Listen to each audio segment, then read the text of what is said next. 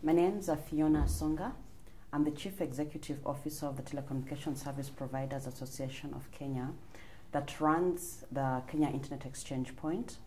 I also happen to be appointed to the address supporting organization of ICANN through the African community, AFRINIC, and that is what gets me really involved in ICANN, because we have to make noise as the numbers guys.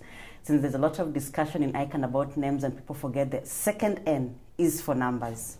So we try to make sure we're very visible.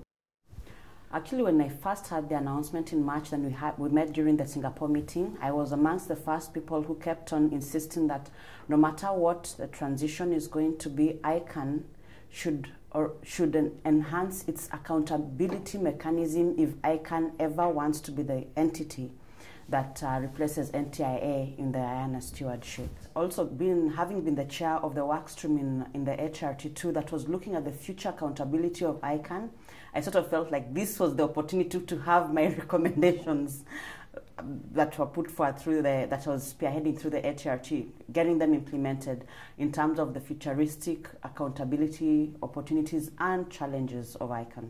I think one of the biggest challenges that is affecting the ICANN community as a whole are issues of trust.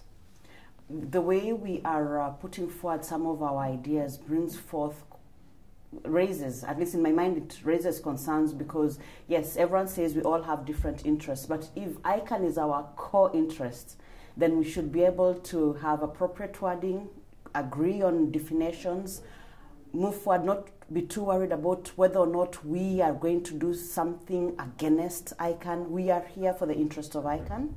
And when we begin to talk about, worry about our ability to influence ICANN in the negative or in the positive, for me what I see is that there needs to be trust building. So trust is our biggest challenge.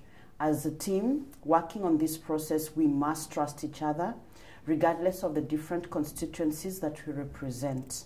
Then we must be able to trust the board and then trust ICANN staff, that both the board and staff will act in the interest of the community and of ICANN as an institution.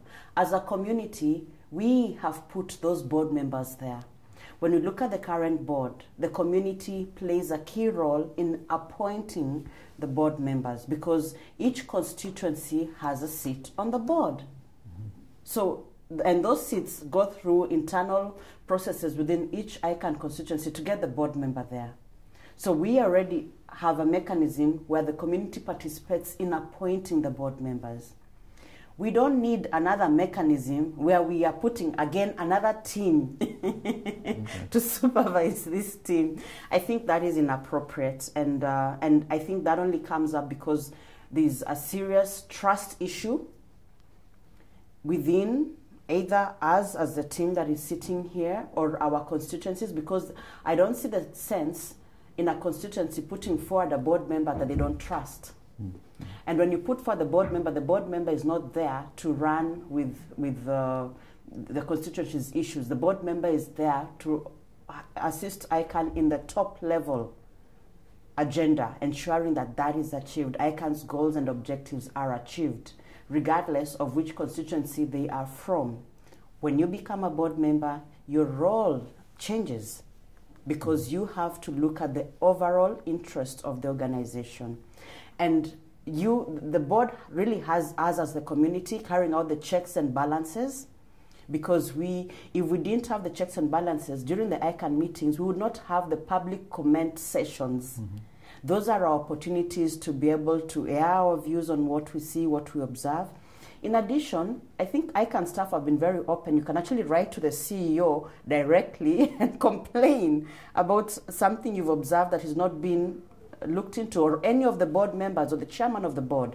So we already have very open structures.